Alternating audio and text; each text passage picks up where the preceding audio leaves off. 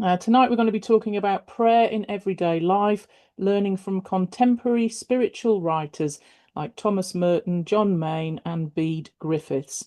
As you know, Laurence Freeman, a Benedictine monk, a renowned meditation teacher and director of the World Community for Christian Meditation, drawing on the insights of spiritual writers. Laurence is going to talk to us and guide us in discovering how silence and stillness can become part of our daily rhythm. Really lovely to see you, Father Laurence. We had a nice chat before this started, so it's always good to catch up with you. I know you're wanting to start this webinar with a prayer, so if we just gather our thoughts, over to you. Thank you, Amanda. Yes, it was lovely to chat with you. And Amanda revealed herself to me as a problem solver. So if anything crops up, I'm sure she will solve it. Thank you. One way of solving problems is to sit in the middle of them without trying to solve them, and at least to be able to come to them with a still mind, a quiet mind, and an open heart. So let's just take a moment at the end of this, or as we come to the end of this day, into the time of prayer, as the sun goes down, yeah, it's still going down, and enter into the stillness, the silence, and the simplicity of the presence of God within us, as we remember that we are the body of Christ, and the mystery of our life is Christ within us.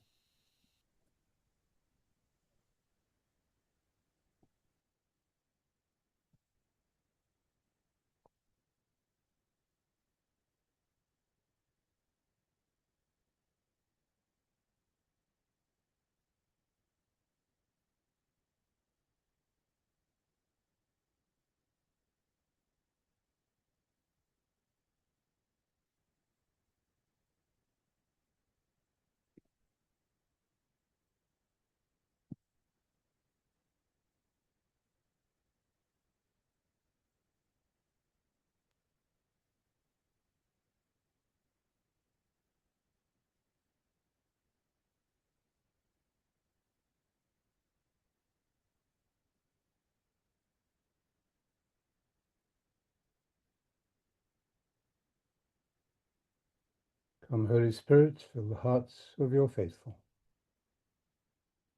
Amen.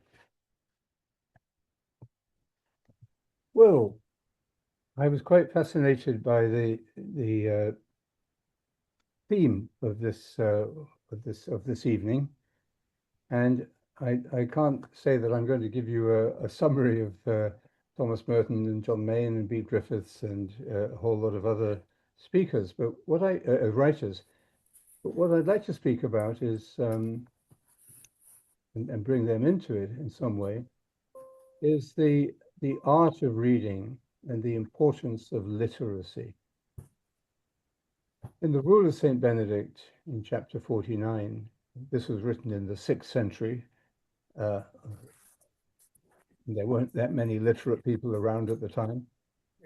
In chapter 49, he says that in Lent, every monk in the community should be given a book from the library. And books were pretty precious things in those days, and libraries were kind of pretty rare. But every monk should be given a book to read during Lent, and that should be supervised. In other words, if the monks didn't feel like reading, they should be, well, encouraged to do it. You can't force people, I suppose, but to encourage them to do it and to use that time for reading. And what he highlights, of course, is the fact that reading and writing is a core elements of monastic life.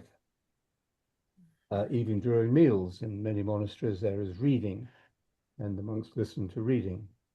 I just come from my monastery in Italy. They have reading for the first half of the meal, and they have music for the second half. And it's not just any old reading, it's attentive reading. And that's why the art of reading in the monastic wisdom is called Lectio Divina. It was particularly focused upon spiritual reading and on the reading of scripture, but it really points to a kind of reading that we've lost touch with in our high-speed world, where speed reading is a skill that we kind of envy, people who get through 2 books a day. But Lectio Divina is a very different kind of reading, and it has an immediate impact upon our mind, our heart, our consciousness. It changes the way we feel. It changes us. It's about chewing the word, not just skimming the surface, but actually engaging with the word, tasting the wisdom that is in the word. Whatever it is it may be reading. And I'm going to suggest that it's not only religious reading that might help us to do that. It's anything that has a truthfulness and a depth to it and a skill to it, of course, but it could be spiritual reading. Literacy, we measure our cultures, our societies by the degree of literacy. And in many affluent countries today, literacy is on the decline because young people are not reading. They are looking at pictures or they are reading in a very superficial way on their iPads or screens. But what we're talking about is the ability to read and write, to speak and listen, and to use language, the gift of language, the magic of language, the beauty of language, to communicate with other people, to communicate what is within us, to communicate the deep feelings we have, or the aspirations we have, or the suffering we have, but to be able to communicate honestly and transparently, and of course, to listen to other people when they are trying to communicate. We need language for this. And without that literacy, we can't participate. We become isolated. And that's why illiteracy generally leads people to feel very isolated. Now, there are many kinds of literacy apart from reading books. I mean, there's digital literacy. The older generation today feels a little illiterate when it comes to high-level digital stuff. But we need a certain level of literacy with being able to use computers and machines. But there's other kinds of literacy which are, I think, even more important. Music, for example. I mean, I feel very illiterate when it comes to music. I don't read music. I love music. I listen to it. I need it, and it feeds my soul. But I can't really, only in a very, very childish way can I read music. We need a certain literacy when it comes to art, being able to appreciate art and the many forms of art. And even perhaps today we need a kind of media literacy to be able to distinguish between good media and bad media, or fake news and real news. And that's a critical intelligence. So we're not talking about just IQ, but we're talking about the ability to use our minds together with our hearts to be able to taste reality, to experience the truth. Now, when we look at spiritual writers, let's just look at a couple of them. We're in a more specialized area of literacy about concerning books or poetry or, or philosophy that is written about religious experience or religious belief. Thomas Merton, of course, is one of the most powerful, influential spiritual writers of the 20th century. And he was a compulsive writer. He just couldn't stop writing. He wrote his first book apparently at the age of 10, and he never stopped. And even when he was in his hermitage, which he finally was able to enter, his abbot and community finally gave him permission to live in solitude, but he used most of his time there for writing. He wrote in many different ways, autobiographically, his famous book, Seven Story Mountain, which he later kind of disowned, but he couldn't disown it completely because it was still a bestseller and earning a lot of money for the monastery. But he moved on from where he was at that early part of his monastic life. But he wrote about spirituality. He was scholarly. He later in life began to write about interfaith and the way different traditions interact. And basically, he was prolific, a very prolific writer. And he said in one of his diary entries, I think, the artist enters into himself to work and to pass, but also to pass through the center of his soul into the mystery and secrecy of the infinite. So he saw himself as a literary artist. Like most artists, they have a gift, they're compulsive about using it. He entered into himself, but what he wanted was to pass through the center of his soul into the mystery and secrecy of the spirit within himself. Whether he always achieved that, whether his writing may have become a block even to that entry into the secrecy of his soul, that's another question, which he himself, I think, struggled with. He also said that in order to become a saint, I must get there. And he said, that's the only thing I want, is to be a saint. But I have to get there by writing books in a Trappist monastery. So he felt that was his destiny.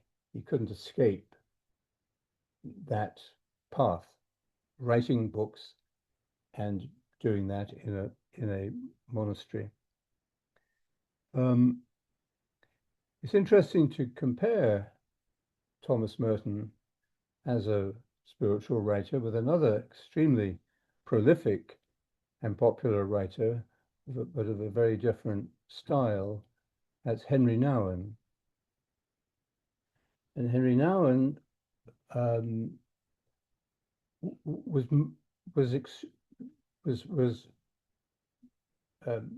able to, I think, get a very large audience to identify with him because he spoke so much and so openly about himself. He was very vulnerable in his writing. And he had an intimate tone. He wasn't writing in this sort of scholarly tone or separate, but very accessible, and you might even say pastoral and comforting. I think he struggling a lot with many problems and issues that he had in his life personally, and writing about them was his way of helping other people. Very different in style, really, from Thomas Merton, but similar. Both of them autobiographical. Now, in some way, every writer is autobiographical. Every artist is autobiographical. They are expressing what is in themselves.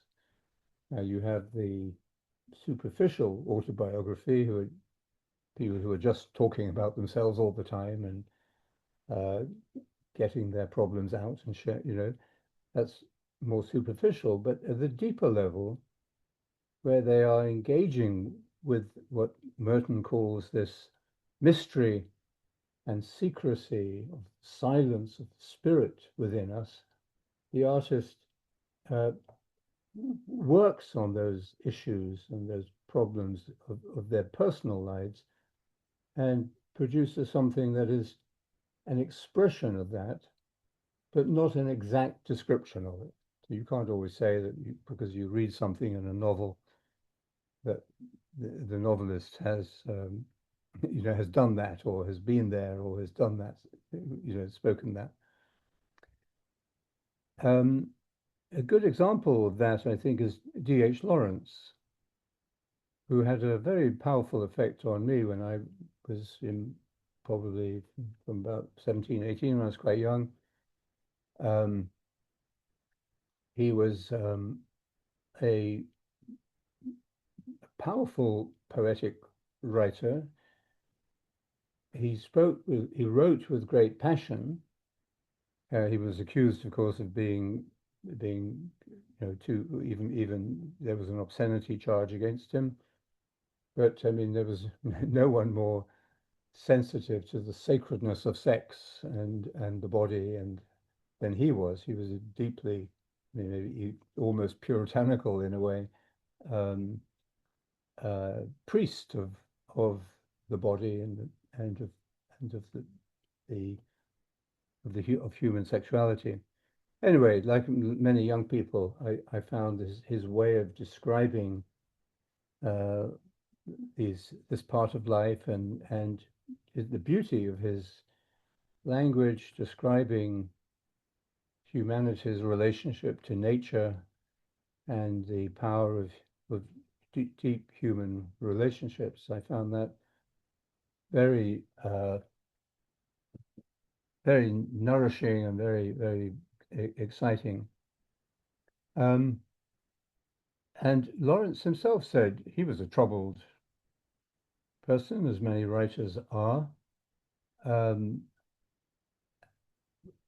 he said that he wrote his books in order to shed his sicknesses.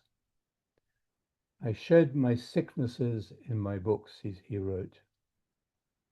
And so he's indicating there, I think, how a writer needs to offload and to transform the suffering or the anxiety or the confusion that we all have within ourselves. The artist conveys that, but also transforms it into something beautiful and into something enlightening for the benefit of others. So he also said, I mean, I was going to read this to you and ask you who you thought wrote it. And it could have been Merton, it might almost have been Nouwen as well. But this is D.H. Lawrence, who said, it's no good to get rid of your own, it's not good to get rid of your own aloneness.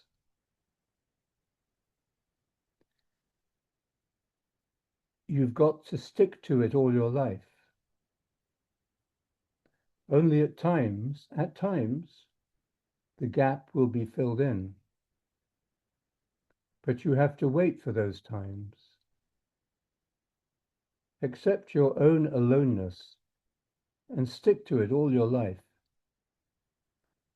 And then accept the times when the gap is filled in, when they come. But they've got to come. You can't force them. Now, I read that as something that could have been written by a Christian mystic, or indeed any mystic, because it is describing, in a way that's very universal, a human truth about our solitude and our uniqueness. And it educates us as well, as good writing should do. It reminds us that solitude is the acceptance and the embracing of our unique nature, our unique identity. And that uniqueness is a mystery of our creation. And I think a good spiritual writing, or any good writing, is going to inform us and enlighten us about ourselves, but not just our own problems and our own issues and struggles, but about human nature itself. Now, not everything you read or everything and so on is going to do that, perhaps, and perhaps you know, you might say this is too heavy or too, but this is what spiritual writing is meant to do. And I don't just mean religious writing, but any writing that enters deeply into human authenticity, and where the writer is entering into that that what Merton was calling the secret and silent place within himself. And that can happen in books about spirituality, which there are many, but it can happen in novels as well. I love Jane Austen. I find one of the best descriptions of enlightenment occurs in her novel Emma.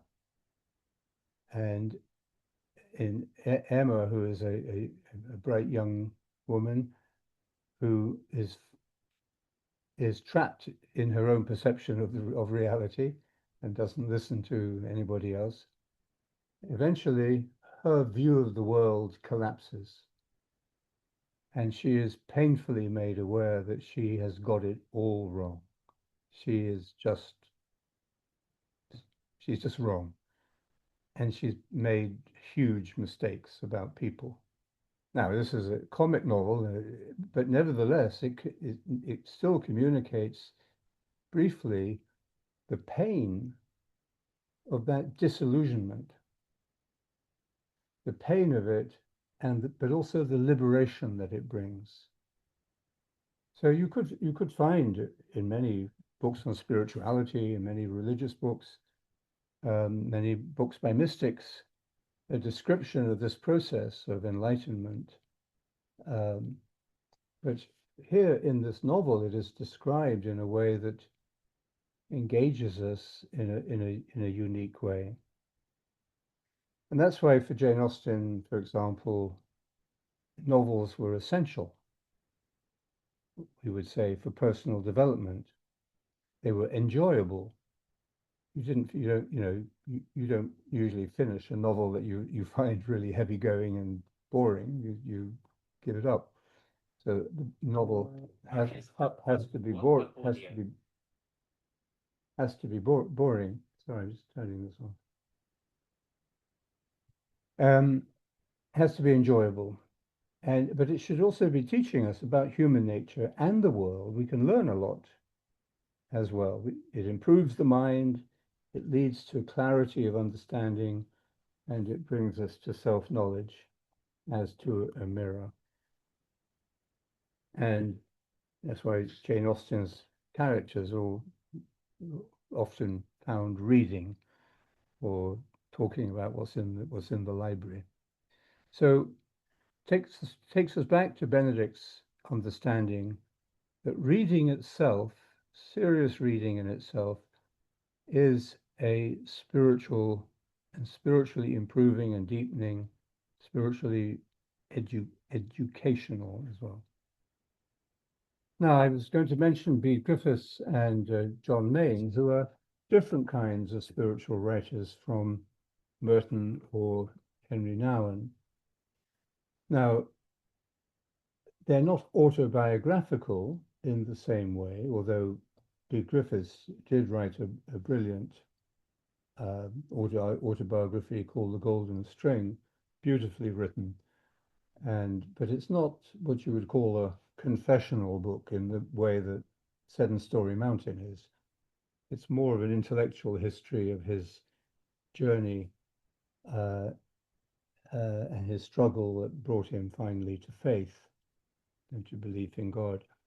Nevertheless, it's really engaging and and real and honest. John Main didn't write a lot about himself in that autobiographical way. He wrote a description of how he came to meditation early in his life before he became a monk, in a little book called the Gethsemane Talks. But both of them, the other books that they wrote, were books of experience that those who connect with them and enjoy reading them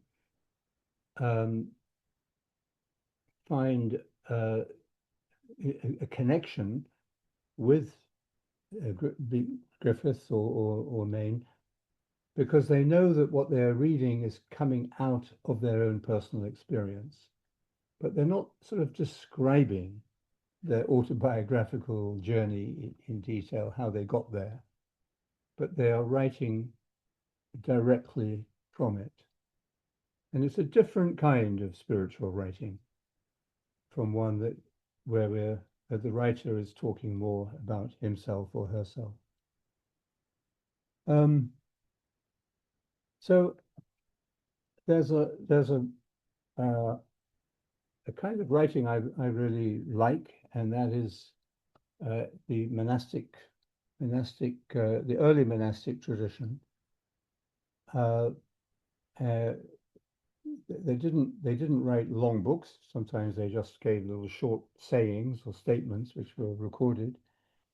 But one work in particular from the fifth century, which I love very much, is called by a writer called Diadochus of Photike. Little paragraphs, short little paragraphs. I don't know how he wrote them, whether he sat and worked on them for days and weeks, or whether they just all came to him in a flash. I don't know, because he didn't write about that. But there are incredibly direct and pure and insightful and absolute, like a laser beam, cutting through all the words and all the talk directly into the heart of the matter. And I'll just read you a little bit, which is relevant. How are we doing for time? We're okay.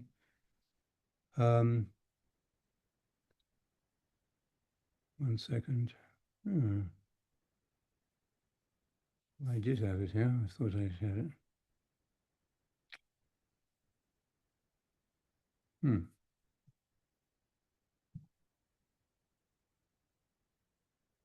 Going to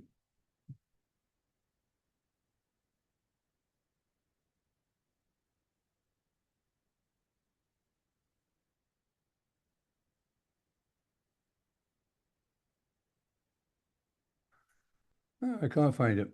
But anyway, I'll paraphrase it for you. I've just gone through everything I've been working on today. He said, no, this is what he says, very to the point. He says, no one should speak about God. Basically, no one can speak about God while they are in the full experience of the divine. You can't speak about it. You can't write about it. And then he says, if you're not in that full experience, you shouldn't write about it. You shouldn't speak about it because you're not in it and you're just giving your opinion or, making a commentary or talking about it. And it's a very challenging statement, and you think, well, why is he writing then? why should anyone be able to write about the experience of God? And he says, however, there is a very small point between the two when the Holy Spirit may come upon you and inspire you to write about it, or to speak about it, or to teach about it. And this is only a short paragraph in which he says this, but he says it so accurately and so precisely. He really knew what he was speaking about. And so that's the kind of spiritual writing, I think, that touches and changes us and improves us, or educates us, or brings us to that silent place. The last thing I'd like to say is today, where I passionately believe that we need to teach people to read, and we need to read more. And I was made aware of that by talking to a young person recently who was staying with us in our center in Bonbo. And I was impressed by his knowledge and his delivery. He's articulate. And I said, where do you get your information from, and what stimulates you? And so he said, YouTube. And I said, oh, I said, do you read? He said, I hardly ever read, he said. Actually, he said, I have started to read a bit more since I've been meditating. And I said, oh, that's interesting. And what do you think is the difference between watching YouTube and meditating? And he immediately said, well, learning from YouTube is easy, whereas reading is more challenging, more difficult. But I feel I understand more when I'm reading, and I remember it better. Whereas what I learned from YouTube doesn't go in very deep and doesn't stay with me very long. And I said, what does reading feel like to you? And he said, it feels as if I'm meeting another mind. And I was very moved by just how simple and accurate and direct he was, rather like Diadochus of Photocea in his spiritual paragraphs. And this young person had really experienced something about literacy. So although I very much believe in teaching people to to read, and of course to write for themselves, they may not want to publish it, but to write journals and to write letters or emails even. To write is a form of literacy that which allows us to shed our sicknesses, as D.H. Lawrence said, and to clarify, purify, empty ourselves. But we live in a visual age, and I think we ought to also recognize the kind of literacy that comes through watching film. And there are two things I would mention, which you may or may not have come across, and then I'll open it up for questions. The first is a series from Turkish television, which you can get on YouTube free, but make sure you go for English subtitles unless you speak Turkish very well. And it's called Yunus Emre. Yunus Emre was a 13th century Turkish poet. He's as famous as Shakespeare is in the English-speaking world. He was a contemporary of Rumi, who was a much more sophisticated and educated figure. But Yunus is a very wonderful poet of the mystical journey. And I'll end by reading a short poem by him. But Yunus Emre it's called Yunus Emre, The Journey of Love. And it's a series describing his life. It's dramatized, but with good acting, actually, and very popular in Turkey. And I was recommended to watch it, and I was hooked. I've never seen anything in film that so accurately and sensitively describes the spiritual journey or the struggle we have with our ego or the relationship we have with our spiritual teacher or teachers. It does this because there was a group of Sufi, who's a Sufi poet, a group of Sufi masters who advised and maybe even wrote the script for this series. I don't think there's anything on British or American television that comes anywhere close to the depth and the accuracy of the spiritual journey. I won't go into it anymore, but we've actually just started a little discussion group, about 30 or so people who are going to meet every week, well, on a regular basis, maybe once a month, maybe, to discuss it. And we had our first meeting last night. We discussed the first 2 episodes. If you're interested in that, we can send you information. Anyway, that's something you might like to just find. You can easily find it, Yunus Emre. I'll put it up on the screen so easier to remember.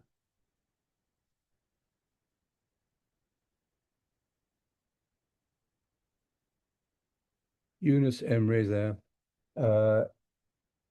And it's a series on YouTube. And the other one you may have heard of, and maybe some of you have seen it, is The Life of Jesus in a series called The Chosen. Have any of you seen some of that? No? Oh yeah, Amanda has. No? Were you nodding? Yes, you have. Good. Well, I'd be interested to hear what you think about it. But The Chosen is the largest crowd-funded television series ever made. They ran out of money at some point, and they only got as far as The Last Supper. But they're working on the next series now, I think. I was very impressed by it also because I think the fundamentalists don't like it at all. But I find it describes the humanity of Jesus and the apostles and the cultural and religious context of their time very accurately and or at least very intelligently and engagingly without reducing it, to entertainment, and very true to the teaching of Jesus himself. And if you like the story of Jesus, in the Gospels, if it's a story that's entered into your life, then I think one is always interested in reading or watching another telling of the story. So those are some thoughts about literacy and reading, but also about the literacy of being able to watch film that has a spiritual benefit for us. So if anybody has any, I said I would end by reading this little poem by Uvis.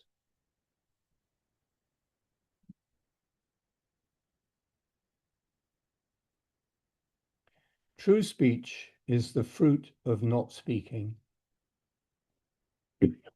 Too much talking clouds the heart. If you want to clear the heart, say this much, the essence of all talking. Speak truly. God speaks through words truly spoken. Falsity ends in pain. Unless you witness all of creation in a single glance, you are in sin, even with all your religion. The explanation of the law is this. The law is a ship. Truth is her ocean. No matter how strong the wood, the sea can smash the ship. The secret is this. The saint of religion may in reality be an unbeliever. We will master this science and read this book of love. God instructs. Love is his school. And ever since the glance of the saints fell on poor Eunice, nothing has been a misfortune.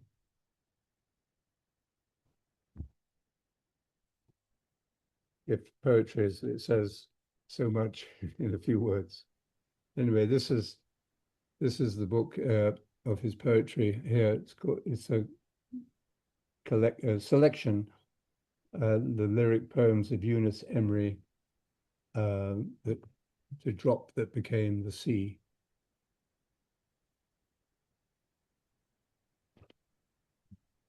Good. Would anybody like to share any thoughts or? Well, we've had a question in. Thank you for that. Sorry, Father Laurence. We've had a question in from Sue Norris, and she says, please, could you say something about the art of listening, as this seems to be disappearing? Yes.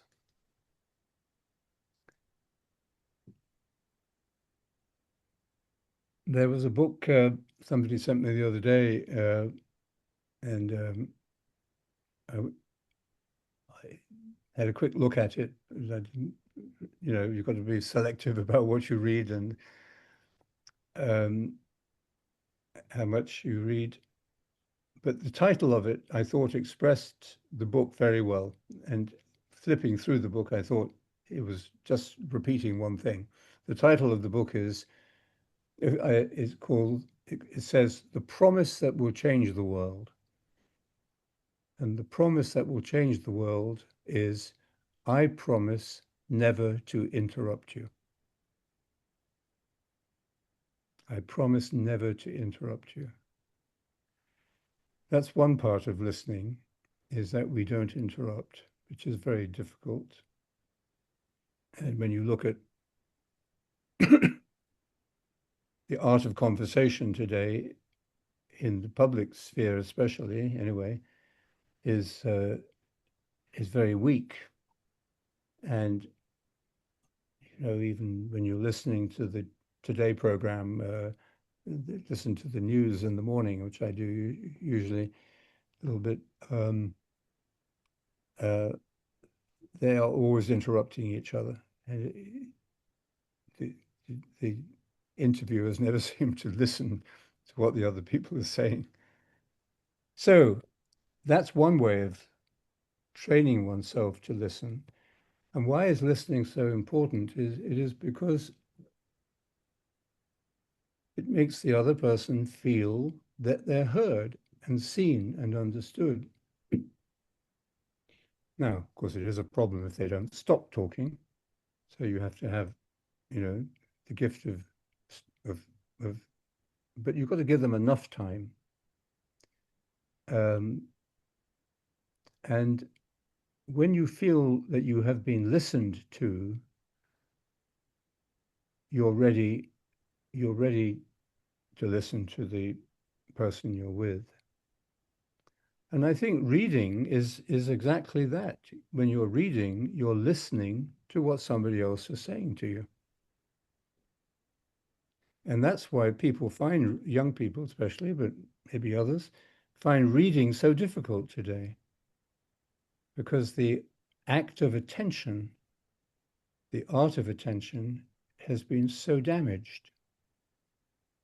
It's been damaged because of the way we've been put in front of screens from such an early age to keep us quiet, on a plane, or the 3 or 4-year-old children, keep them quiet. You give them an iPad or a cartoon to watch.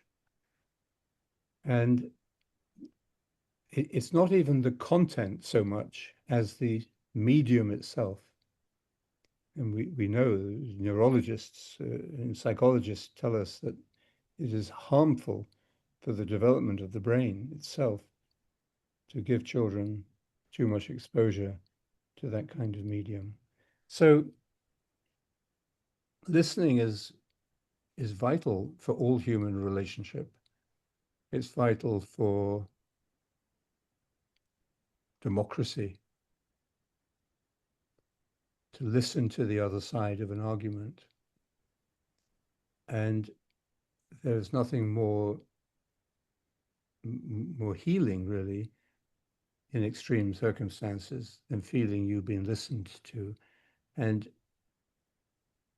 when listening, mutual listening, obedience, according to St. Benedict, is about listening to each other. And when you stop listening to each other, the next thing is the relationship breaks down into primal violence. And why is there so much violence in the world? Because we stopped listening. And that's where our prayer is so important, and why we need contemplative prayer today. Because in contemplative prayer, we take the attention off our own internal chatter, repeating the same kind of news or grievances or problems or fantasies to ourselves.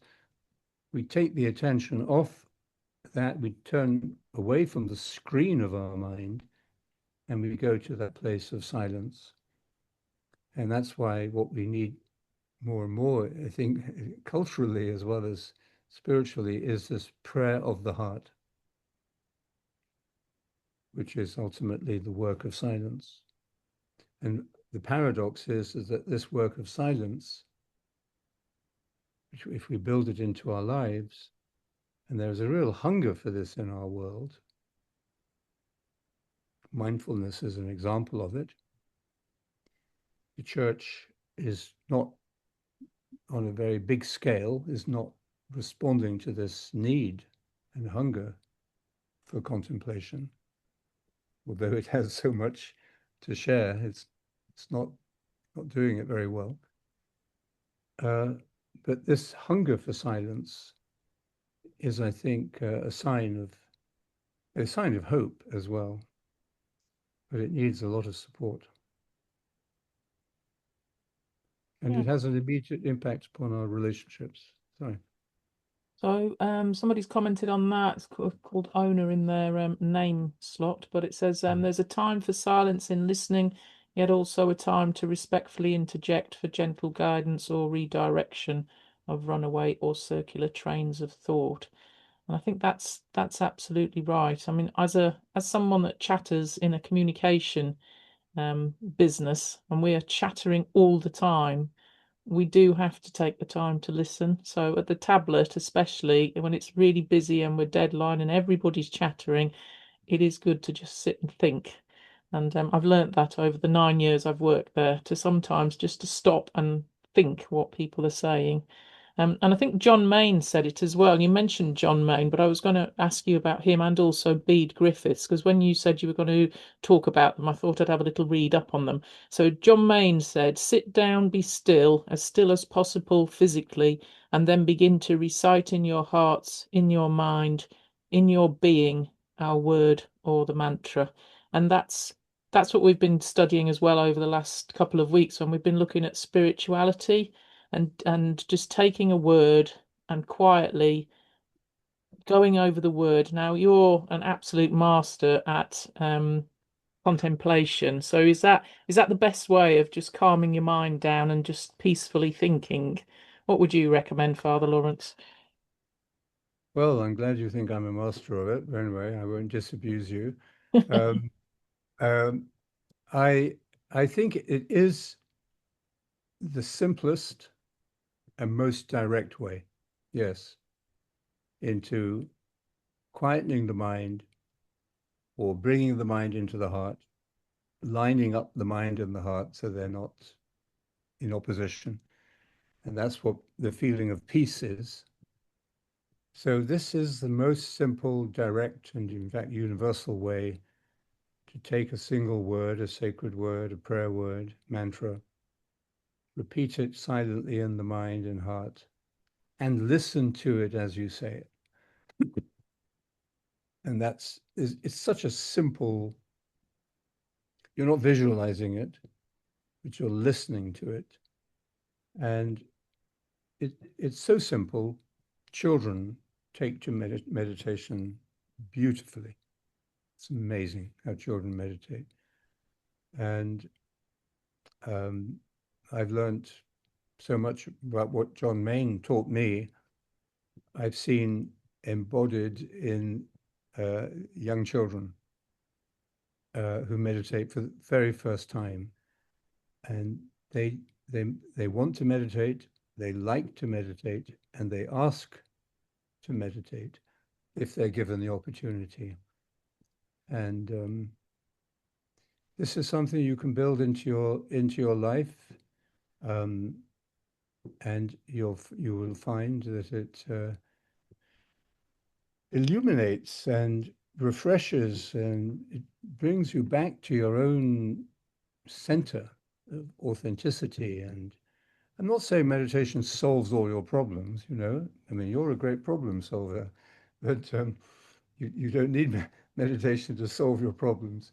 But, you know, if you have a problem with your bank account or a situation at home, meditation isn't going to wave a magic wand over it, but it will change the way you approach that problem and deal with it. And so there's so much stress, so much anxiety, so much conflict and trauma within people today. Um, here is a simple way, and we can start to meditate. It's obviously better if you can start early in your life, but the best time to meditate is now, really, and here and now, when you feel the call to do it. Um, we're actually you were asking me about things I should mention. I read I can't. Oh, things that are happening in the community. But I'm afraid I've lost. Oh, here it is. We're having a series of talks online, learning to meditate. Those will be described in the on the website, which www.wccm.org.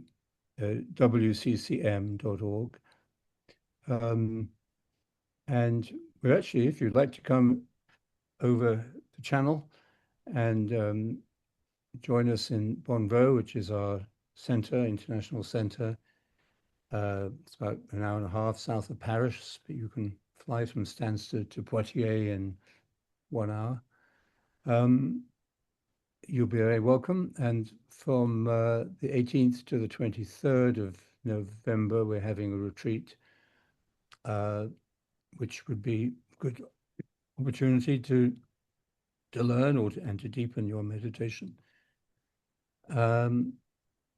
And if you are interested in another model of the church, that is the John Main seminar in Dublin on November the 6th to the 9th. It's called Integral Christianity, and it is taking Celtic Christianity and looking at it as a source of inspiration for the future of Christianity today. The Celtic Christianity was a very different form of Christianity than the one we've got used to with the Roman hierarchical model, but it's still Christianity and still part of the universal church. Anyway, that's November the 6th to the 9th in Dublin. And it's taking place in a contemplative parish. It's a parish that has been developed as a center of contemplation, as well as of service and compassion and care for pastoral care. But in many ways, it's a model of a new kind of parish life, rooted in contemplation. So, and then the last thing I would look ahead into the mists of the future. Every year, the community WCCM takes a theme, and our theme next year worldwide is the future of religion. What on earth is the church for, or is religion for? And we're going to have a series of speakers, 10 speakers during the year, one a month. Brilliant speakers, including Rowan Williams and others, talking about how they see the future of religion itself. So that's something you can also find out about and subscribe to on our website. And closer to home, I'll be leading a day of preparation for Christmas on December the 13th at our centre in London, the Meditatio Centre, St. Mark's Church in Middleton Square in Islington, December the 13th, preparation for Christmas. So that's it. Well, thank you very much for going through this. It's always good to know what's going on at WCCM. You've given us a worldwide tour there of Thomas Merton, John Main. We didn't get round to Bede Griffiths, but Bede is worth having a look at, and also Eunice Henri. So thank you very much for that. And if anybody is interested in the WCCM themes for next year, the future of religion, I'll make sure I put some notes on the feedback form for you.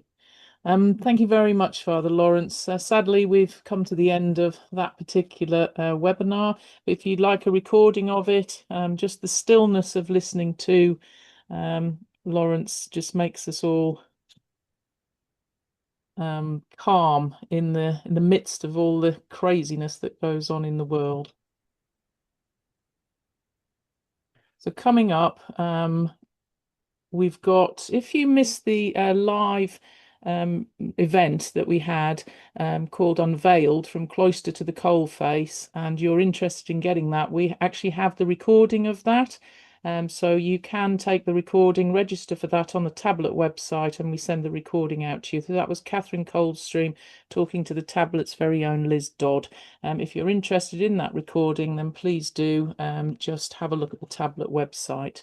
Next week, every year we do a webinar on trafficking, and it's to support the work of Mary Ward and Sister Imelda Poole. So next week on Wednesday, the 29th of October, we've got Mission Influenced by the Charism of Mary Ward, Social Action and Education in Albania and Beyond. It would be wonderful if as many people as possible could support that webinar. And we've got Sister Imelda with Jane Beaver and Danny Wardman, who's the CEO of the Medali Trust.